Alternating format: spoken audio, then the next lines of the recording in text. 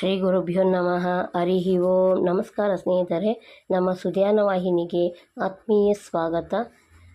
ಮಹಾಭಾರತದ ಪಾತ್ರ ಸಂಗತಿಗಳಲ್ಲಿ 35ನೇ ಪಾತ್ರವನ್ನು ಪರಿಚಯ ಮಾಡಿಕೊಳ್ಳೋಣ. ಉತ್ತಂಕ. ಮೊದಲಿಗೆ ಗುರುವಿನಿಂದ ವಿದ್ಯೆ ಕಲಿತ ಮೇಲೆ ಗುರುದಕ್ಷಿಣೆಯನ್ನು ಸಲ್ಲಿಸಲೇಬೇಕು. ಇದು ನಿಯಮವಷ್ಟೇ. ನಮ್ಮ ಕಲಿಕೆಗೆ ಅವರಿಂದ ನಾವು ಪಡೆದ ಒಂದು ಬುದ್ಧಿಗೆ ನಾವು ಒಂದು ಗುರುಕಾಣಿಕೆಯನ್ನು ಸಲ್ಲಿಸಬೇಕು.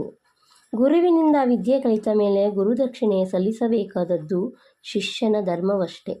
ಹಾಗೆ ಗುರುದಕ್ಷಿಣೆ ಸಲ್ಲಿಸಲು ಶಿಷ್ಯ ಏನೆಲ್ಲ ಬವಣೆಗೆ ತುತ್ತಾಗಬೇಕಾಗುತ್ತದೆಂಬುದಕ್ಕೆ ಉತ್ತಂಕನೆಂಬ ಶಿಷ್ಯನ ಕಥೆಯೇ ಸಾಕ್ಷಿ. ಹೀಗೆ ಬವಣೆಗೆ ಒಳಗಾದವರು ಸೇಡು ತೀರಿಸಿಕೊಳ್ಳುವ ಭರದಲ್ಲಿ ಏನೆಲ್ಲ ಅಪಾಯಗಳಿಗೆ ಕಾರಣರಾಗುತ್ತಾರೆಂಬುದಕ್ಕೆ ಕೂಡ ಉತ್ತಂಕನ ಕಥೆ ಸಾಕ್ಷಿಯಾಗಿದೆ. ಅಯೋಧಧೌಮ್ಯರ ಶಿಷ್ಯನಾದ ವೇದಮುನಿಯ ಭೈದ ಎಂದು ಕರೆಯುತ್ತಾರೆ. ಶಿಷ್ಯ ಈ ಉತ್ತಂಕ. ಇವನ ಬದುಕಿನಲ್ಲಿ 3 ಘಟನೆಗಳು ಪ್ರಮುಖವಾಗಿವೆ. ಗುರು ವೇದಮುನಿ ಒಮ್ಮೆ ಜನಕನ ಆಸ್ಥಾನಕ್ಕೆ ಹೋಗಬೇಕಾಗಿ ಬಂದಿತ್ತು. ಆಗ ಉತ್ತಂಕನಿಗೆ ಮನೆಯ ಎಲ್ಲ ಜವಾಬ್ದಾರಿ ವಹಿಸಿ ಯಾವ ಕೆಲಸ ಬಿದ್ದರೂ ಉದಾಸೀನ ಮಾಡದೆ ಕಾರ್ಯವನ್ನು ನಿರ್ವಹಿಸು ಎಂದು ಹೇಳಿ ಹೋದರು. ಆಶ್ರಮದಲ್ಲಿದ್ದ ಗುರುಪತ್ನಿಗೆ ಈ ಯುವಕನ ಮೇಲೆ ಮನಸ್ಸಾಯಿತು. ಆಶ್ರಮ ಸ್ತ್ರೀಯರು ಈ ಸಂಗತಿ ತಿಳಿಸಿ, ಗುರುವಾಜ್ಞೆಯನ್ನು ತಲೆಯಲ್ಲಿ ಹೊತ್ತಿರುವ ನೀನು ಗುರುಪತ್ನಿಯ ಋತುಚಕ್ರವು ಸಫಲವಾಗಲು ಸಹಕರಿಸಬೇಕು ಎಂದರು. ಆದರೆ ಜಿತೇಂದ್ರಿಯನಾಗಿದ್ದ ಉತ್ತಂಕ ಈ ಅಧರ್ಮ ಕಾರ್ಯಕ್ಕೆ ಒಪ್ಪಲಿಲ್ಲ.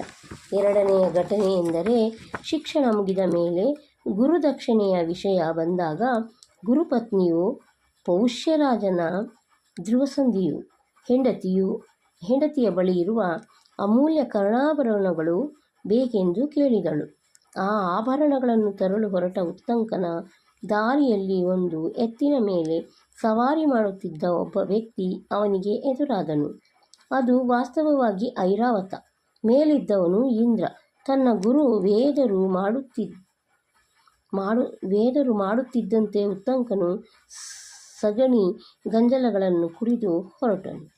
ಮುಂದೆ ಅವನಿಗೆ ಮಂಗಳವಾಯಿತು. ಪೌಷ್ಯರಾಜನ ಮಹಾರಾಣಿ ಸಂತೋಷದಿಂದ ಆಭರಣಗಳನ್ನು ಕೊಟ್ಟಳು. ಆದರೆ ತಕ್ಷಕನು ಆ ಆಭರಣಗಳ ಮೇಲೆ ಕಣ್ಣಿಟ್ಟಿದ್ದಾನೆ ಎಂಬ ಎಚ್ಚರಿಕೆಯನ್ನೂ ಕೊಟ್ಟಳು.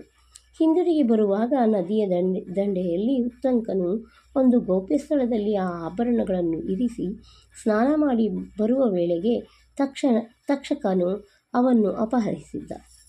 ಅಟ್ಟಿಸಿಕೊಂಡು ಹೋದಾಗ ತಕ್ಷಕ ಒಂದು ಹುತ್ತದೊಳಗೆ ಹೋಗಿ ಸೇರಿಕೊಂಡ. ಉತ್ತಂಕನು ತನ್ನ ಪಲಾಶದಂಡದಿಂದ ಹುತ್ತವನ್ನಗೆಯಲು ಹೊರಟಾಗ ದೇವೇಂದ್ರ ಕನಿಕರಿಸಿ ತನ್ನ ವಜ್ರಾಯುಧವನ್ನು ಆ ಪಲಾಶದಂಡದೊಳಗೆ ನುಗ್ಗಿಸಿದ. ಹಾಗೆ ಹುತ್ತವನ್ನು ಬಗೆದು ಪಾತಾಳಕ್ಕೆ ಹೋಗಿ ಸರ್ಪ ದೇವತೆಗಳನ್ನು ಸ್ತುತಿಸಿದ. ಹೆದರಿದ ತಕ್ಷಕ ಆ ಆಭರಣಗಳನ್ನು ಹಿಂದಕ್ಕೆ ಕೊಟ್ಟ. 3ನೇ ಘಟನೆ ಇದು. ಗುರುಪತ್ನಿಗೆ ಕೊಟ್ಟ ಮಾತೇನೋ ನೆರವೇರಿತು. ಆದರೆ ತನಗೆ ತುಂಬ ವಿಘ್ನಗಳನ್ನಿತ್ತ ತಕ್ಷಕನ ಮೇಲೆ ಉತ್ತಂಕನ ಕ್ರೋಧ ಆರಿರಲಿಲ್ಲ. ಅವನನ್ನು ಶಿಕ್ಷಿಸಲು ಮನಸ್ಸು ಮಾಡಿದ ಉತ್ತಂಕ ನೇರವಾಗಿ ಜನಮೇಜಯ ರಾಜನ ಬಳಿಗೆ ಹೋಗಿ, ನಿಮ್ಮ ಧರ್ಮಾತ್ಮ ತಂದೆ ಪರೀಕ್ಷಿತನನ್ನು ಅನ್ಯಾಯವಾಗಿ ಕಚ್ಚಿ ಸಾಯಿಸಿದ ತಕ್ಷಕನ ಮೇಲೆ ನೀನು ಸೇಡು ತೀರಿಸಿಕೋ ಎಂದು ಉಪದೇಶ ಮಾಡಿ, ಮುಂದೆ ಜನಮೇಜಯನು ಮಹಾಸರ್ಪಯಾಗವನ್ನು ಮಾಡುವುದಕ್ಕೆ ಪ್ರೇರಕನಾದ. ವ್ಯಾಸಂಗದಲ್ಲಿ, ನಡವಳಿಕೆಯಲ್ಲಿ, ಕಾರ್ಯತತ್ಪರತೆಯಲ್ಲಿ ಸಾಟಿಯಿಲ್ಲದ ಈ ಉತ್ತಂಕ ದ್ವೇಷ ಸಾಧನೆಯ ಕ್ರೌರ್ಯವನ್ನು ಬಿಡಲಾಗದ್ದು ಒಂದು ವಿಚಿತ್ರ ಎನ್ನಬೇಕು. ಇವಿಷ್ಟು ಉತ್ತಂಕನ ಕುರಿತಾದ ಸಣ್ಣದಾದ ಮಾಹಿತಿ. ಮುಂದಿನ ಎಪಿಸೋಡ್ನಲ್ಲಿ ಮತ್ತೆ ಸಿಗೋಣ. ನಮ್ಮ ಸುಧ್ಯಾನಕ್ಕೆ ನಿಮ್ಮ ಬೆಂಬಲವಿರಲಿ. ನಿಮ್ಮ ಆರೋಗ್ಯದ ಕಡೆ ಗಮನವಿರಲಿ. ಧನ್ಯವಾದಗಳು ಸ್ನೇಹಿತರೆ.